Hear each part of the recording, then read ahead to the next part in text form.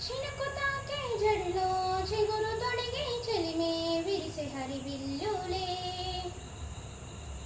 ఎదుట నిలిచి నిజమే కలను పంచి తీరే చిలికి చిరునవ్వులే